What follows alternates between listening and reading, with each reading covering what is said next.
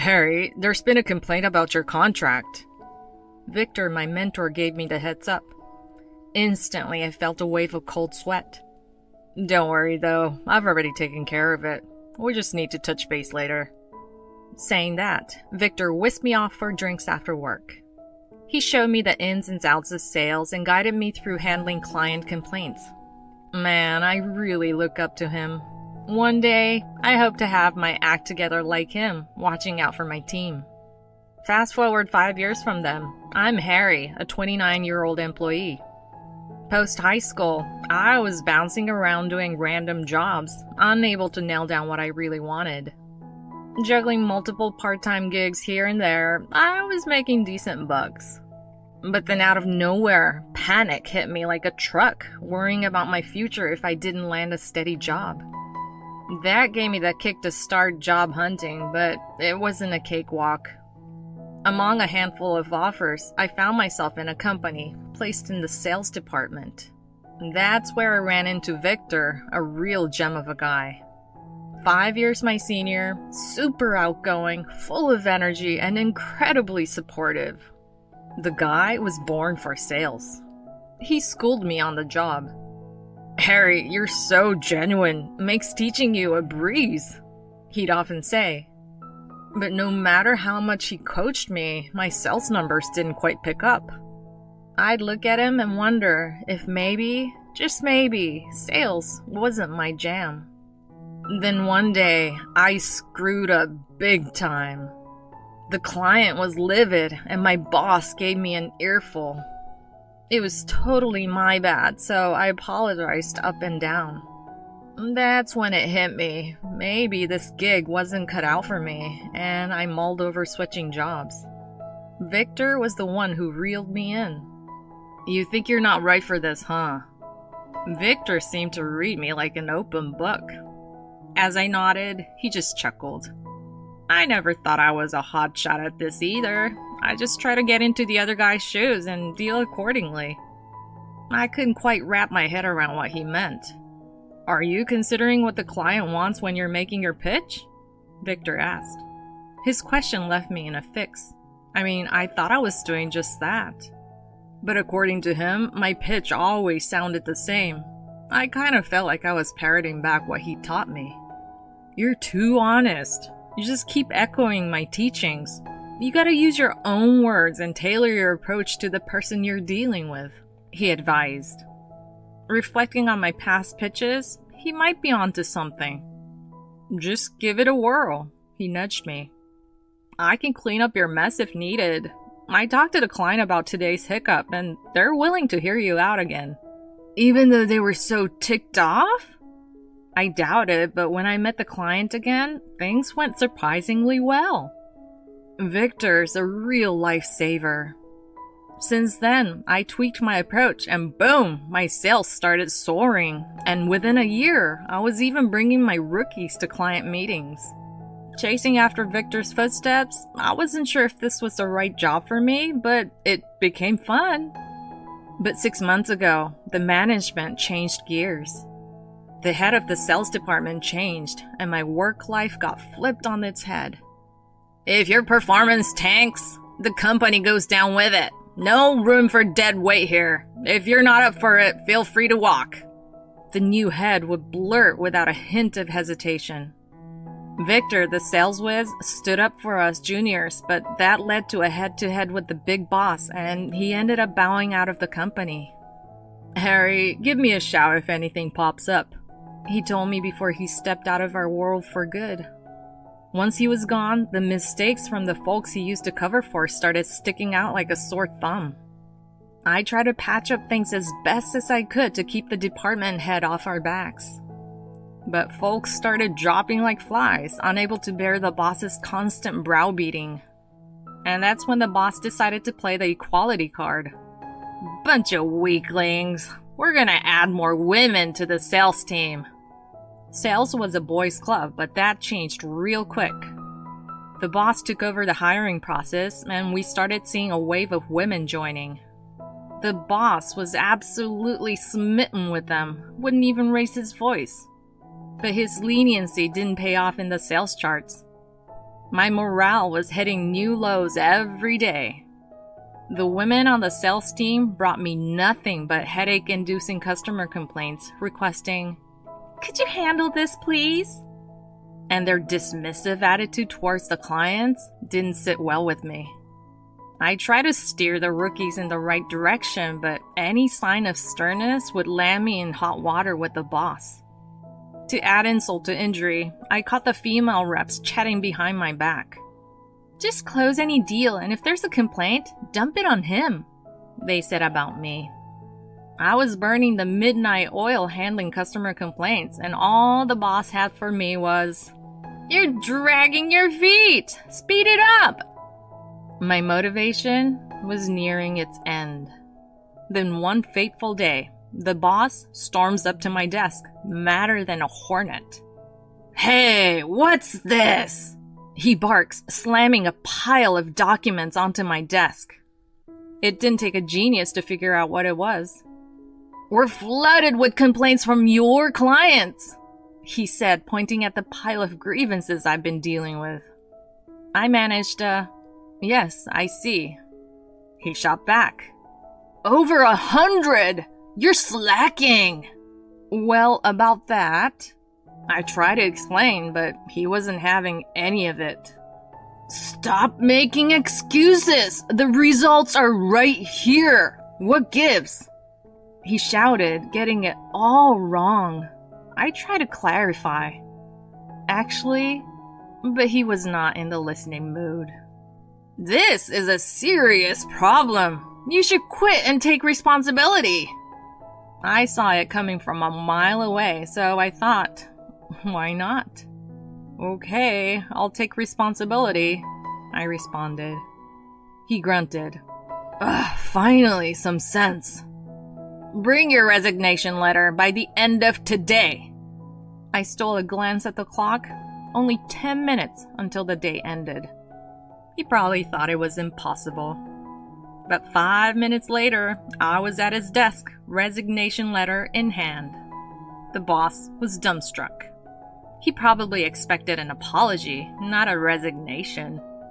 Ignoring his flabbergasted expression, I told him, "I'll handle the transition before I leave, and I like to use my remaining vacation days. It's quitting time. Thanks for everything." I gave him a respectful smile and walked out the door. I have been contemplating a career move for a while now. I'm not sure about my next step, but the atmosphere had taken a nosedive thanks to the boss and the female reps. Plus, the sizable overtime pay from all the complaint handling was burning a hole in my pocket. It was high time for a breather. I just wasn't sure about the right timing for quitting. Just to be ready, I had my resignation letter ready to go in my bag. So, my boss's words ended up being the perfect Kickstarter. Thrilled to be job-free, I hit the road solo the day after quitting, something I hadn't done in a while because of how wiped out I'd been.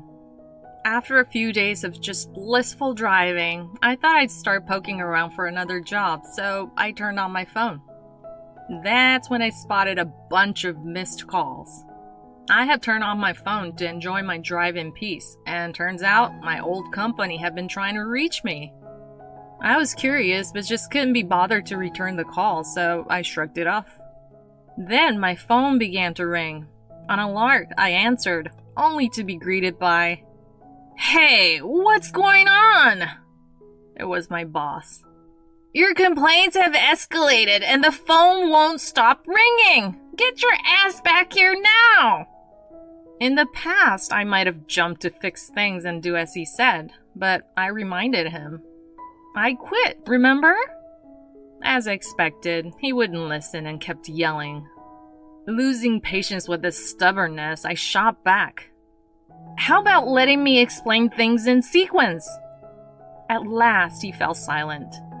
I grabbed the chance and dove into my side of the story.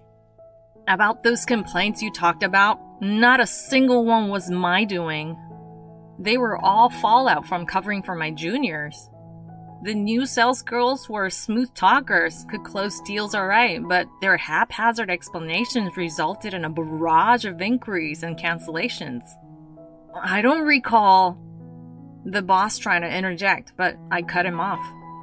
Could you let me finish, please? He quieted down again. I didn't want to dump complaint handling on the newbie, so I handled it. I tried to talk about it to prevent repeat incidents, but no one cared enough to discuss it. Worse, they started shoving their complaints onto me. And then they had the audacity to report those complaints to you as if I was the culprit. If you'd been paying any attention, you would have realized it was bull. Unfortunately, you just swallowed their tails hook, line, and sinker and pinned it all on me. The boss was silent. I have zero interest in working with people who think it's cool to trick easy customers into contracts.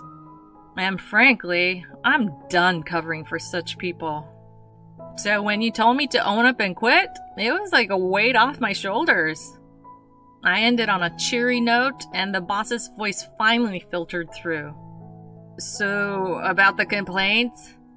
With that same cheery tone, I replied, They're not my complaints. When I quit, I handed over a log of my complaint handling and suggestions for future handling. But it seems like you didn't even get that far. No wonder things got out of hand. Those girls always boasted about cutting corners and laughed off handling complaints, so even with everything laid out, they probably wouldn't lift a finger. You really didn't get it, did you?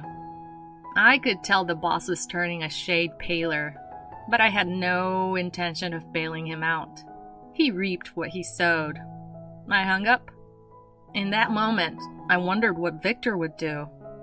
I hadn't mentioned my resignation to him, so after a long time, I invited him for a drink.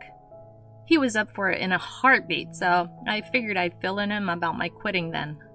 Can't believe Michael is still pulling the same old stunt. You could have given me the lowdown earlier, buddy. I apologize. I felt it might be rude to spill my grievances on you, especially after you left the company. I wanted to be the kind of mentor you were, always backing the juniors, but it seems that was a pipe dream. That's my only regret. But Victor dismissed it with a wave of his hand. I wouldn't even lose sleep over those guys. You've put your back into it, didn't you? He clapped me on my shoulder, and my eyes misted up. As we were unwinding over drinks, I heard someone exclaim, "So this is your hideout." Much to my surprise, it was Michael who'd stroll into the bar. "What brings you here?" Turns out one of our female reps spotted me from outside the bar and tipped him off. I goofed up by picking a spot near the office to meet Victor, and worse still, we snagged a table by the window. Who would have thought? Need something? Victor inquired, catching the boss off guard. "Oh, you are here too. This has your fingerprints all over it." Victor and I exchanged looks and heaved a sigh. "Hold on, what do you mean? Victor's got zip to do with this." When I said that, the boss retorted, "Then you should hightail it back to the company pronto." Why the heck should I do that? I was flabbergasted, but Victor, wearing a mischievous grin, stepped in. "Just out of curiosity, how's it hanging back at the office?" The boss started to spit venom. "Those women stabbed me in the back and dumped all the complaint handling on me, declaring it's my job." The women he was griping about had to be the sales rep. That sounded just like them. I've hit a wall with a constant onslaught of calls. The boss was practically groveling, but I gave it to him straight. "You're dragging your feet, boss. Isn't that what you preached to me?" His face blanched. "Did I say that? If so, I'm sorry, but I need a hand. If I can't mop up these complaints, I'm looking at a slashed bonus and demotion." Victor and I cracked up hearing his plea. "So that's why you're badgering us." I chimed in, and Victor couldn't resist adding, "Always looking out for number one, huh?" The boss simply hung his head. I laid it on him. I figured out that I never want to end up like you. I feel like a fool for busting my hump under your so-called leadership. I did my best to have the sales reps' backs, but if you, their boss, are oblivious to all that and they won't adjust their attitude, I don't see these complaints dying down anytime soon. If you're too chicken to handle it, why not let them take over? Though I see it escalating until it's past the point of no return. It's only a matter of time before this whole thing goes viral. Victor bobbed his head in agreement. Now that I'm officially off your roster, do me a favor and lose my number. I'm blocking you, just FYI. I couldn't help but beam as I delivered the final blow. See ya! Wait just a second! Michael must have been at his wit's end. He was all over me like white on rice. I shrugged him off, saying, "No room for dead weight here. Weren't you the one telling me to pack my bags? You can't just try to cash in on me without owning up to your words and saying sorry. Talk about having your cake and eating it too. I'm sorry, I didn't mean it that way." The boss started groveling out of the blue. Victor couldn't help but chuckle at the sight. "Sorry won't cut it, Chief. Harry here is a stand-up guy. Time you kicked yourself for not seeing that." His words warmed my heart, and I made it crystal clear to the boss. "Stop dragging me and Victor into your mess." Michael, looking like he finally got the message, staggered out of the bar. I kept true to my word and blocked the company's number then and there. Later, a buddy from another department filled me in on the latest sales department drama. Turns out the complaint situation spiraled out of control. Even the big shots are trying to douse the flames, but there's no end in sight given the sheer numbers. The ladies in sales are crying their eyes out dealing with the backlash, and the boss has been dumped down the ladder. Word is, he's up to his eyeballs in complaints, looking more like a ghost every day. The gossip spread like wildfire, and the internet started buzzing with bad reviews. It got so hot, it even made the digital news. That company might be toast. I hopped on board with a company Victor and a friend kick-started. I get to flex my sales muscles, the team's a dream, and it's a blast to work there. "Harry, let's hit the road for that meeting," Victor called out, and I was on my feet. "You know, it's wild that our old place really tanked, huh?" I nodded at his words. The place we bailed on probably never pulled itself together. Its reputation tanked, and it went belly up. The one saving grace about working at that place? Meeting Victor. Now I'm at a gig where they actually appreciate me, and I've never felt better.